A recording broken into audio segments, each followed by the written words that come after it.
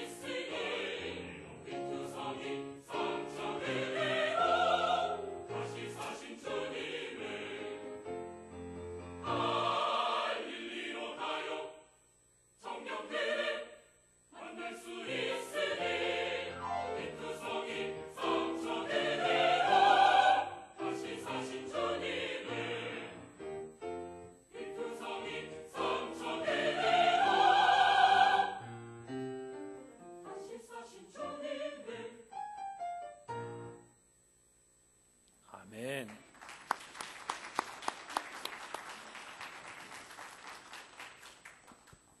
날마다 이렇게 아름다운 찬양을 들을 수 있다는 게 얼마나 큰 은혜인지 모르겠어요. 참 찬양이 너무너무 아름답고 감사합니다. 주님께서 기뻐 받으셨을 줄로 믿습니다. 예수님께서 이 땅에 오신 사명이 뭘까요? 우리가 흔히 생각하기를 예수님이 이 땅의 모든 백성들을 구원하시기 위해서 오셨다 이렇게 생각을 합니다. 예, 맞습니다. 예수님께서 이 땅에 많은 사람들을 구원하시기 위해 오셨어요. 그러나 어떤 사람들은 또 구원을 받지 못한다는 것을 생각을 해보면 예수님의 구원이라고 하는 것이 다른 쪽에서 생각을 해보면 어떤 사람에게는 심판일 수 있겠구나 하는 생각을 해봅니다. 그래서 오늘 예수님께서 내가 세상에 불을 던지러 왔다. 내가 불을 땅에 던지러 왔다 하는 말씀을 들을 때 우리가 예수님께서 이 땅에 오신 사명에 다른 관점을 좀 이해해 볼 필요가 있다는 생각을 해봅니다. 성경에 보면 흔히 이 불을 상징하는 것이 이제 두 개로 나타납니다. 불이 상징하는 것, 첫째는 이제 심판을 상징합니다. 심판의 때에 하나님께서 불로 심판하시고 또 불 가운데 다 살라버리셔서 무엇이 참된 것이고 거짓인 것인지를 다 드러나게 하시고, 그래서 하나님은 심판의 때가 이르면 오른편에는 양을, 왼편에는 염소를 이렇게 구분하셔서 양은 영원한 하나님의 나라에, 염소는 영원히 고통받을 지옥에 이렇게 던져 넣으신다, 이렇게 말씀하십니다.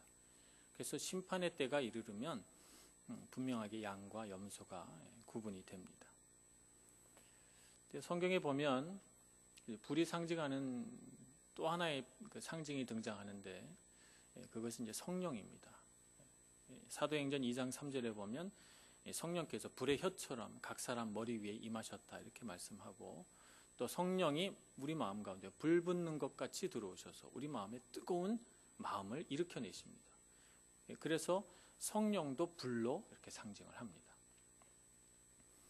성령께서 오시면 어떤 일들을 우리에게 밝혀주시나, 성령은 진리의 영이라고 이렇게 예수님께서 말씀하셨기 때문에 성령께서 우리 마음에 오시면 하나님에 대하여 깨닫게 됩니다. 예수 그리스도에 대해서 더 알게 됩니다. 그래서 성령께서 오시면 그런 일들을 우리에게 하셔서 깨닫게 하고 알게 하고 그렇게 하죠. 그래서 성령께서 우리에게 하시는 궁극적인 일들은 무엇이 진리인지 무엇이 진리가 아닌지를 이렇게 나누죠. 그래서 진리인 것을 우리가 분명히 알게 하십니다. 하나님을 믿고 따르게 하는 일들을 우리에게 가르쳐 주십니다. 그리고 우리가 싸워야 할 죄가 무엇인가 하는 것을 분명하게 알게 해 주십니다. 자, 그렇다면 이 불로 상징되는 이 심판과 또 성령, 이 두 가지의 공통점이 무엇일까요? 이 심판과 성령, 이 두 가지의 공통점은 모호한 것이 없다는 거예요. 불분명하고 뭉뚱그려진 것이 없어요. 심판을 하는데 하나님께서 지옥에 갈 수도 있겠고 천국에 갈 수도 있겠고 뭐 이런 사람을 구분하는 일이 있겠습니까? 없지요. 심판 앞에서는 분명히 천국에 들어갈 자와 심판에 지옥에 들어갈 자를 이렇게 나누시고 그 구분에 있어서 명확하지 모호해서 이것도 아니고 저것도 아닌 사람은 없어요. 또 성령도 마찬가지죠. 성령께서 우리 마음 가운데 오셔서 우리에게 진리를 가르쳐 주시는데 진리인 것 같기도 하고 진리가 아닌 것 같기도 하고 이렇게 우리에게 역사하신다면 우리가 어떻게 성령을 신뢰하겠습니까? 성령께서 오시면 분명히 우리 가운데 진리가 무엇인지 확실하게 깨닫게 하셔서 예수 그리스도를 알게 하시고 그분 앞에 나가게 하지 무엇이 진리인지 아닌지 이렇게 헷갈리게 하진 않으세요. 그래서 불이라고 하는 것은 분명하게 하는 능력이 있구나. 예수님은 오셔서 우리에게 무언가를 분명하게 나타내시고 계시하려고 하시는구나. 그래서 세상에 불을 던지러 오셨구나 하는 것을 알게 됩니다. 그러나 이 세상의 어둠의 권세에 잡은 자들은 분명한 것을 좋아하지 않습니다. 비진리를 진리인 것처럼 속이기 위해서는 뭔가가 모호하고 불분명해야 돼요. 그래서 어둠 속에 이렇게 쌓아놓고 어둠 속에서 뭐가 뭔지 모르게 만들어야 이 비진리도 진리인 것처럼 포장할 수 있고 그래서 속을 수 있으니까 말이에요. 그래서 우리가 살아가는 이 세상은 진리와 비진리의 싸움이다 이렇게 말할 수가 있습니다. 하나님은 빛이셔서 우리 가운데 오실 때 분명하게 모든 것들을 다 드러나게 하시고 이 빛이신 하나님의 속성은 우리 가운데 분명하게 모든 것들을 드러나게 하세요. 그래서 감추인 것이 하나도 없게 하고 거짓인 것이 다 드러나게 하셔서 참과 거짓을 구분할 수 있게 이렇게 해주시는데, 이 세상에 어둠의 권세 잡은 자들은 다 어둠 속에 집어넣어서 무엇이 진리인지 비진리인지 구분할 수 없게 이렇게 만든단 말이죠. 그래서 오늘 예수님께서 51절에 내가 세상에 화평을 주려고 온 줄로 아느냐, 내가 너희에게 이르노니 아니라 도리어 분쟁하게 하려 함이로라. 이 말씀은 바로 이와 같은 진리와 비진리의 싸움, 빛과 어둠의 싸움, 또 하나님 나라와 어둠의 권세 잡은 자들의 싸움, 하나님의 자녀와 또 사탄의 싸움이라고 볼 수가 있는 것입니다.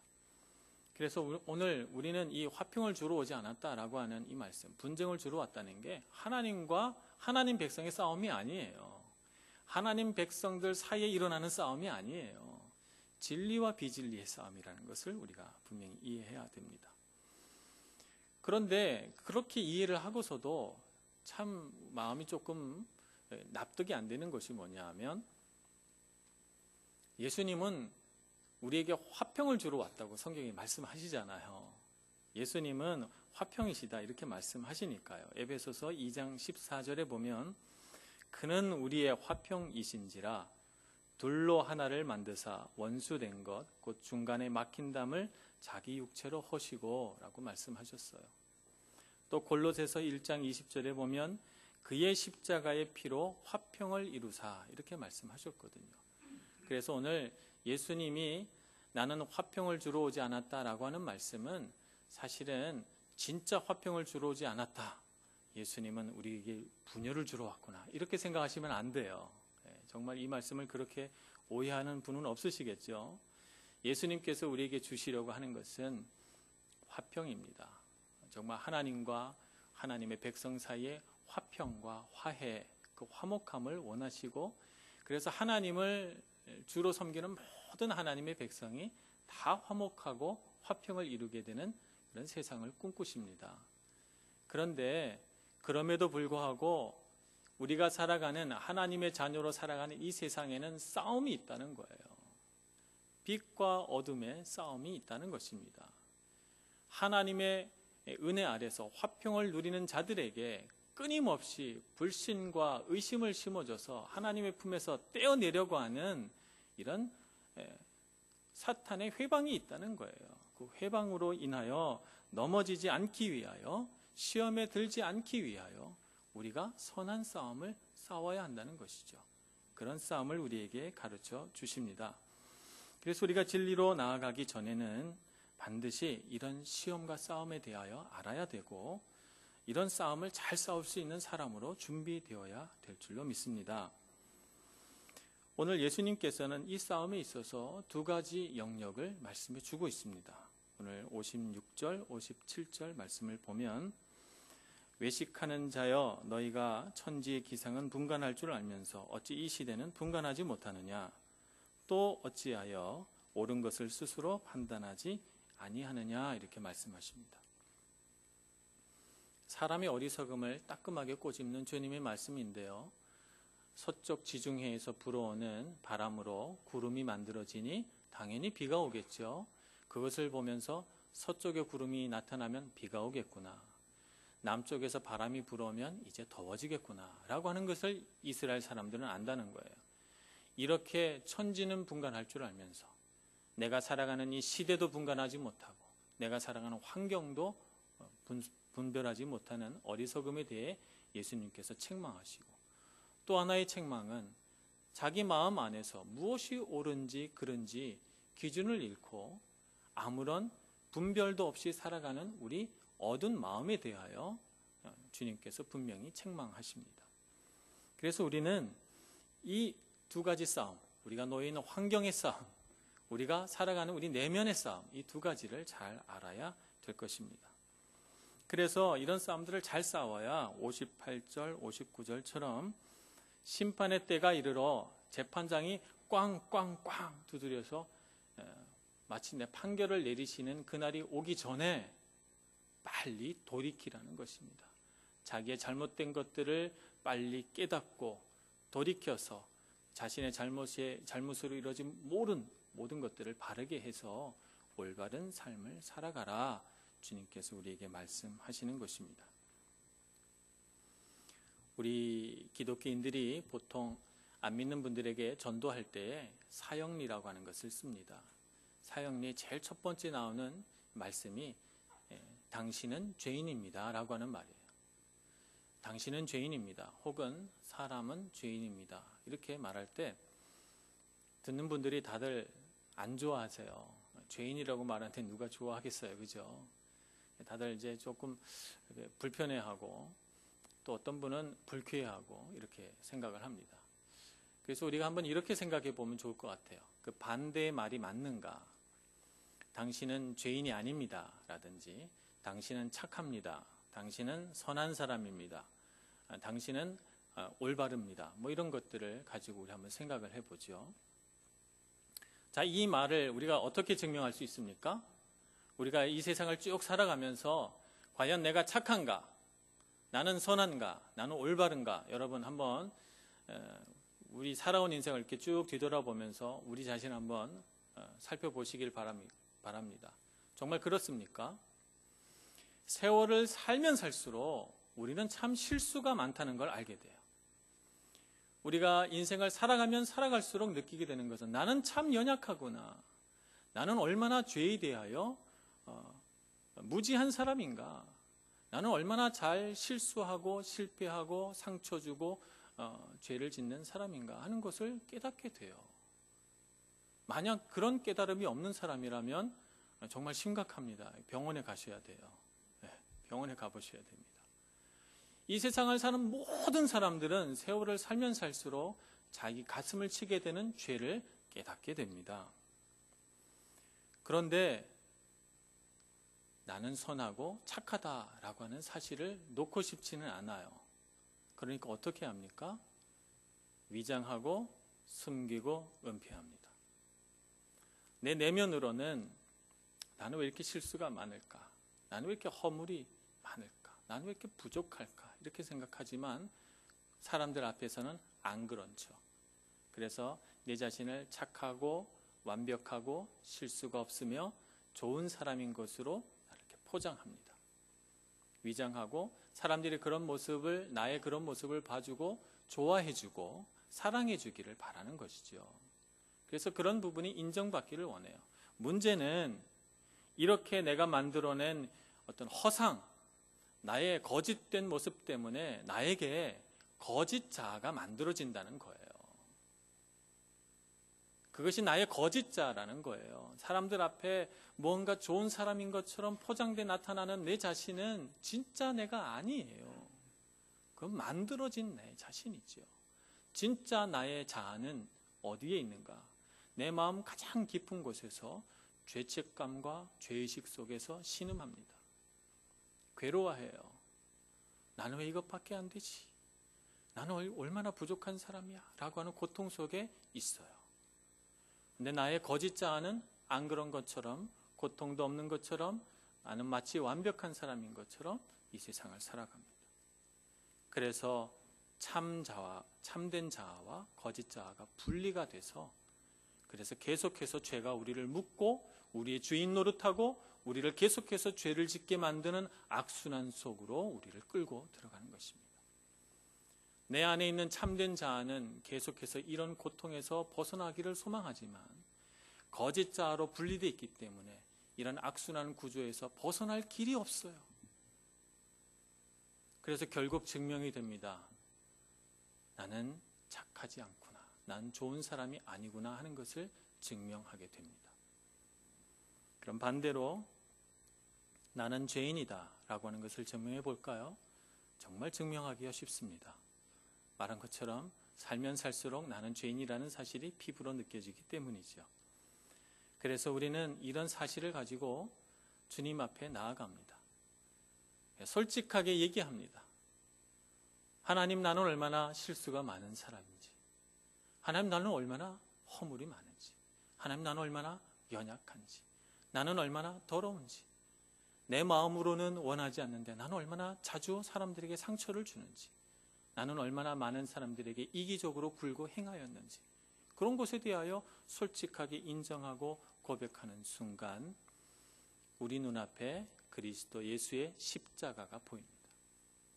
내가 너를 십자가에 달려 죽음으로써 용서하였다.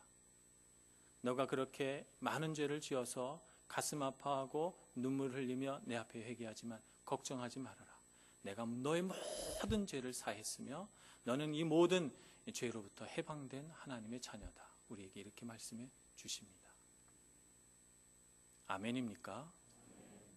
그와 같은 십자가의 용서를 경험한 사람은 어찌 기뻐하지 않겠습니까? 어찌 감사하지 않겠어요? 어찌 자유하지 않겠습니까? 너무너무 자유하고, 그것이 나의 능력으로서가 아니라 예수님의 십자가 공로로 된 것이기 때문에 정말 감사하죠. 감사한 일입니다. 그리고 그 기쁨, 하나님의 자녀가 된 기쁨으로 살아가게 되고, 그 기쁨은 우리 안에 이런 힘을 줍니다. 예, 하나님을 기쁘시게 해야지. 내가 이대로 머물 순 없어. 내가 예수님을 닮아야 되겠다 라고 생각하게 만들어 줍니다. 그래서 예수님을 닮는 삶에 용감하게 발을 내딛게 되고, 이것을 가리켜 성화의 삶이다 이렇게 말하고, 이것이 바로 선순환의 인생이 되는 것입니다. 선순환의 인생이 되는 데 있어서 가장 중요한 갈림길이 어딘지 여러분 눈치채셨습니까? 어디가 갈림길입니까? 자기 죄를 가지고 하나님 앞에 나와 인정하느냐, 고백하느냐, 아니면 인정하지 않고 돌아서느냐, 계속 나의 죄된 삶을 그대로 살아가느냐라고 하는 지점이 갈림길입니다. 순종할 것인가, 죄 가운데 그냥 남아있을 것이냐.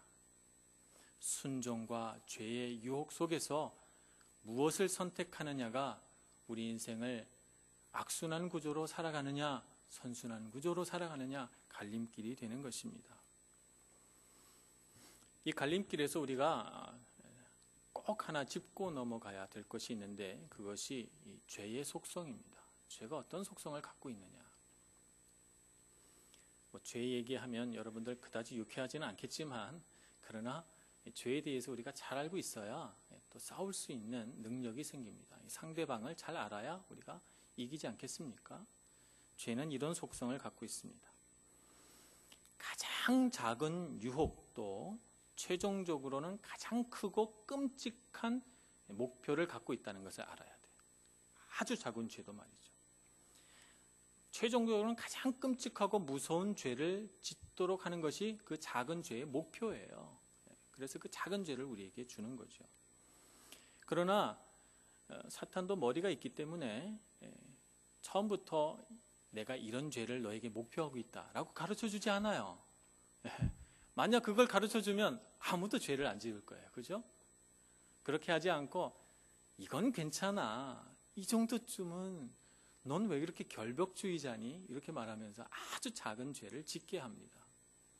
그것을 가리켜서 사탄의 속임이다 이렇게 말하는 거죠. 그런 속임 가운데 있는 거예요. 이 사탄이 가지고 있는 주요한 전략 중에 하나가 우리를 속이는 겁니다. 가장 작은 죄도 가장 무서운 죄로 연결되어 있다는 사실을 우리가 깨달을 때에만 죄를 이겨낼 수 있습니다. 두 번째는, 죄가 들어올 때는 제일 먼저 신자가 충분히 용납할 수 있는 그 작은 죄를 제시합니다. 그래서 우리가 양보할 수 있도록 우리에게 이렇게 하죠. 이 정도는 이렇게 양보해요. 한번 양보하니까 또 와서 또 얘기합니다. 이 정도는 한번 했으니까 또 이 정도는 할 수 있잖아. 또 한번 양보합니다. 그러니까 자꾸 양보하면 어떻게 되죠? 우리 안에 뭐가 있습니까? 죄의 본성이 있거든요. 양보하다 보면 언젠가는 우리 죄의 본성이 터치가 됩니다. 그래서 우리 안에 욕망이 끌어오르기 시작해요. 그래서 이 사탄이 제시해 준 것에 대해서 이젠 더 이상 사탄이 굳이 우리에게 죄를 지으라고 충동할 필요가 없어져요. 왜냐하면 내 안에 끌어오르는 죄의 욕망이 나로 하여금 스스로 죄를 지을 수 있는 그런 힘을 갖기 때문이죠. 그리고 나서는 이 끌어오르는 욕망은 우리의 지성을 설득하기 시작합니다. 어떻게 해요? 괜찮아. 이렇게 하다가 중간에 그만두면 되는 거야. 너는 결단력이 있잖아. 하다가 위험할 것 같으면 그만두면 돼. 이렇게 우리에게 말합니다. 그만두게 됩니까? 욕망이 끌어오르는데. 다른 사람들을 봐. 다 그렇게 살잖아. 너가 뭐라고. 그러면서 우리를 자꾸 설득하고 유혹합니다. 우리 지성이 마비되기 시작해요. 그래서 내가 짓고 있는 이 죄에 대하여 자꾸 변명하고 합리화시키기 시작합니다. 그래서 우리의 지성이 완전히 마비되는 그 순간이 되면 마치 저수지에 수문이 열린 것처럼 죄의 욕망이 콸콸 쏟아져 나오기 시작합니다. 이것이 죄가 갖고 있는 속성이에요. 이런 과정을 사람들이 다 밟아갑니다. 그래서 죄가 우리를 얼마나 무섭게 하고 두렵게 하는지 우리가 알아야 되죠. 그래서 우리가 정말 중요한 것 중에 하나가 이런 죄의 속성을 잘 알아야 됩니다. 그래서 죄의 아주 작은 부분조차도 두렵게 생각해야 돼요. 그 가장 죄의 끝에 무엇이 있는지 알면 말이죠. 그래서 우리 신자들은, 믿는 사람들은 싸워가야 됩니다. 어떤 싸움을 싸워가야 되는가? 이게 정말 중요하겠죠. 첫째는 내가 선택했다는 이 책임을 스스로 지는 싸움을 해야 됩니다. 비록 마귀가 우리에게 와서 영향을 주고 우리를 유혹하고 우리로 하여금 넘어지게 했지만, 그러나 최종 결정한 사람은 누구예요? 나예요. 내가 결정했어요. 내가 스스로 선택했어요. 그리고 내가 했잖아요. 그러니까 아무리 사탄이 나에게 유혹을 주고 나에게 어떤 그것을 할 수 있도록 충동을 했더라도 선택한 사람은 나기 때문에 내 책임을 벗을 길이 없습니다. 내 책임입니다 라고 말해야 되는 것이 싸움에 있어서 첫걸음입니다. 창세기 3장에 보면 아담과 하와가 죄를 짓고 나서, 선악과를 따먹고 나서 하나님을 만나잖아요. 그런데 아담은 하와에게 책임을 전가합니다. 하나님이 주어서 내 옆에 있는 저 여자가 나에게 주어서 먹게 했습니다. 하와는 저 뱀이 나를 유혹하여 내가 먹고 남편에게 권했다. 이렇게 말합니다. 그래서 다 책임 전가하고 자기 책임을 회피하려고 합니다. 만약 에덴 동산에서 아담과 하와가 책임을 회피하지 않고 그 순간 하나님 앞에 제가 잘못했습니다. 하나님의 명령을 거역한 사람은 접니다. 라고 꿇어 엎드렸다면 에덴 동산에서 추방당하지 않았을 수도 있겠다. 이렇게 생각이 듭니다.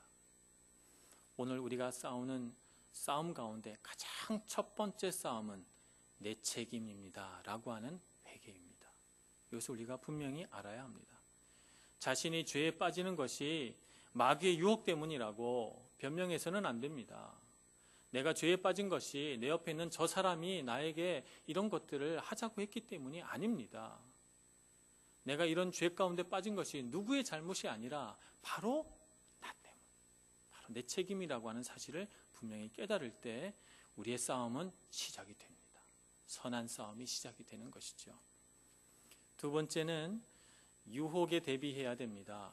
시험에 빠지지 않도록 말이죠. 그러려면 오늘 말씀에 나와 있는 것처럼, 예수님께서 말씀하신 것처럼 어찌하여 옳은 것을 스스로 판단하지 않으냐라는 말씀처럼 자신을 알아야 됩니다. 내가 어떤 사람인가 하는 것을 잘 알아야 돼요.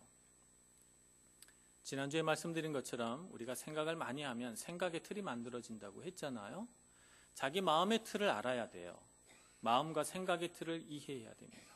나는 본성적으로 어떤 기질을 갖고 있는 사람인가, 이것을 잘 알고 있어야 내가 사탄의 유혹과 그 시험에 대비할 수 있습니다.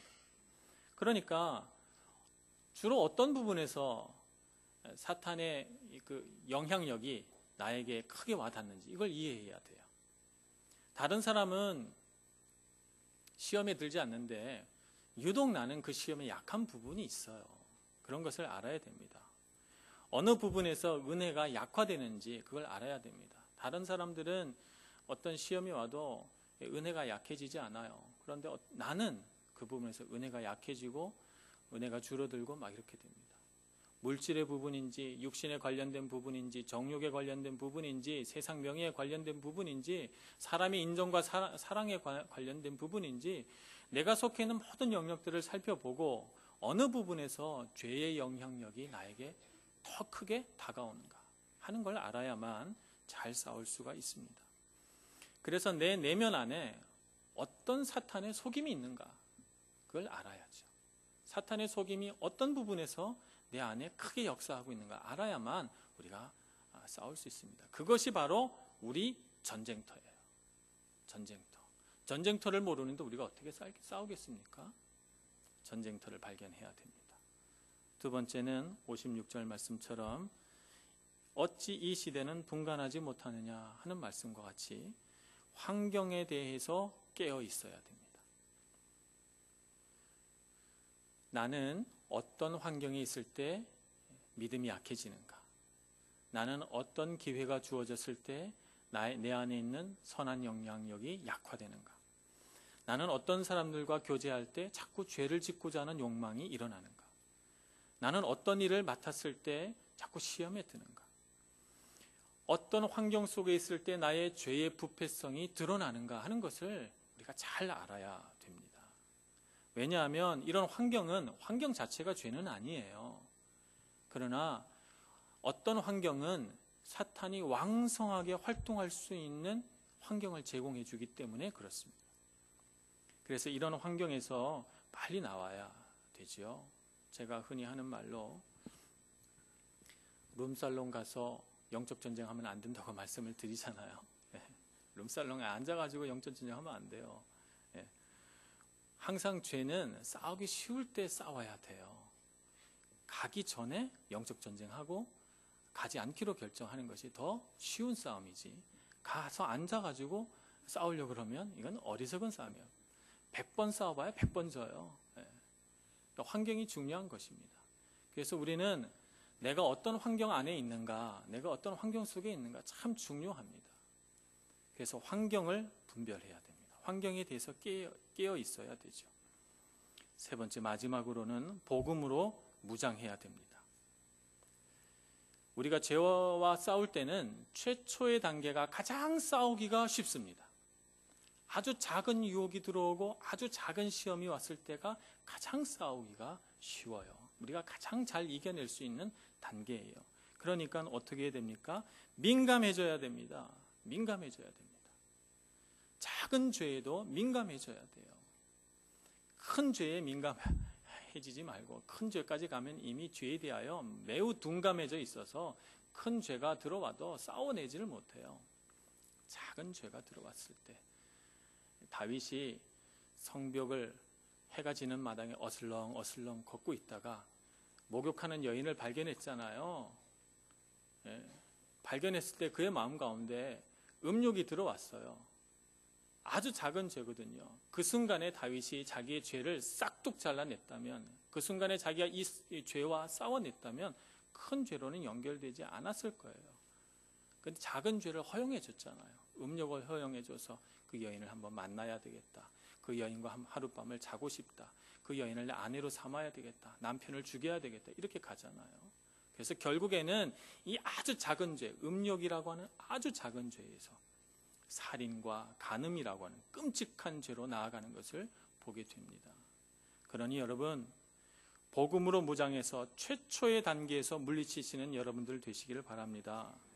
최초의 단계에서 물리치려면 우리는 날마다 십자가를 묵상해야 돼요. 나는 어떻게 구원받았는가? 나는 얼마나 비싼 대가를 지불하고 구원받은 사람인가? 나는 예수님의 핏값으로 사진 사람이다 라고 하는 것을 매일매일 묵상해야 됩니다. 예수님의 핏값으로 구원받은 내가 이렇게 끔찍하고 무서운 죄를 지어서 되겠는가라고 하는 생각을 가져야 합니다. 두 번째로는 은혜로운 감정 속에 있어야 됩니다. 항상 은혜로운 감정 속에 있어야 돼요. 찬송을 부를 때도 은혜로운 감정이 들어서 감격하고 감사하고, 말씀을 볼 때도 늘 우리의 마음이 감동이 되고 말씀이 새롭게 다가오고, 그래서 늘 은혜로운 감정이 우리 마음 안에 차 있어야 됩니다. 세 번째는 우리의 의지가 분명히 하나님 앞에 바로 서 있어야 돼요. 의지적인 선택이 있어야 되죠. 아주 작은 일에서도 민감하게 죄를 느끼고 스스로 선택하여 죄가 아닌 것을 선택할 수 있어야 돼요. 죄를 멀리할 수 있는 그런 선택을 해야 됩니다.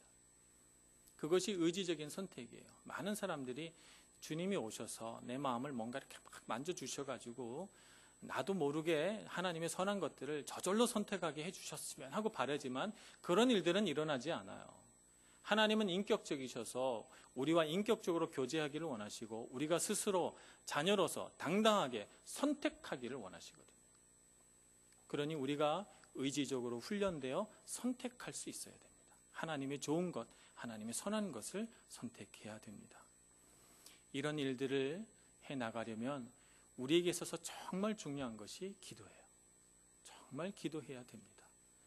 주님께 나아가서 우리가 예배 시작하기 전에 주님 앞에 홀로 섭니다 이렇게 찬양하지 않아요? 주님 앞에 홀로 서는 시간이 있어야 됩니다. 그래야만 우리 안에 일어나는 그 죄에 대하여 미워하는 마음이 생겨요. 안 그러면 우리의 죄된 본성은 죄를 즐거워하게 만듭니다.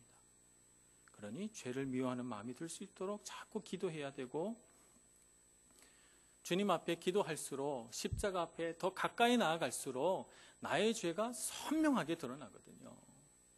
내가 얼마나 구원받기 어려운 존재인가 하는 것을 알게 되고 그래서 구원받은 나의 현실이 너무너무 감사하고 기쁘게 됩니다. 이것이 은혜로운 감격인 것입니다.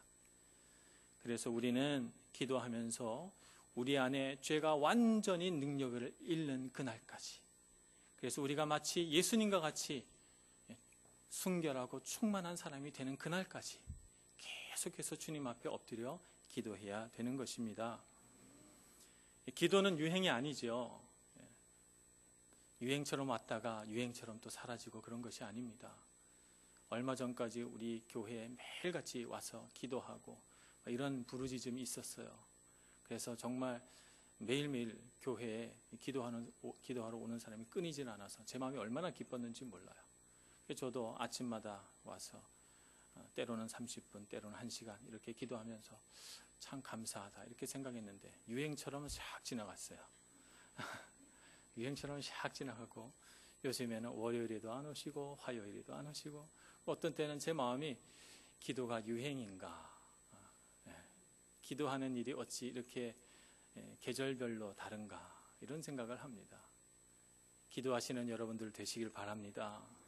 기도 외에는 아무 능력이 나올 데가 없습니다.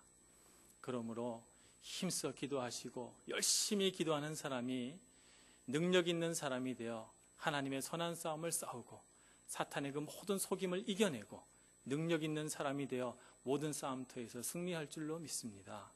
그러니 힘써 기도하시고 날마다 승리하시는 여러분 모두가 되시기를 간절히 축원합니다. 기도하겠습니다. 은혜가 많으신 하나님, 주님의 능력과 은혜를 우리에게 흘려보내 주시옵소서. 참으로 어리석은 저의 능력 아니라 십자가에서 보혈의 피로 흘려 우리를 구원하신 주님의 능력으로 이 세상을 이겨내기를 소원하오니 주님 오셔서 우리에게 뜨거운 마음 주시고 싸워낼 능력과 지혜를 허락하여 주옵소서. 예수님의 이름으로 기도합니다. 아멘.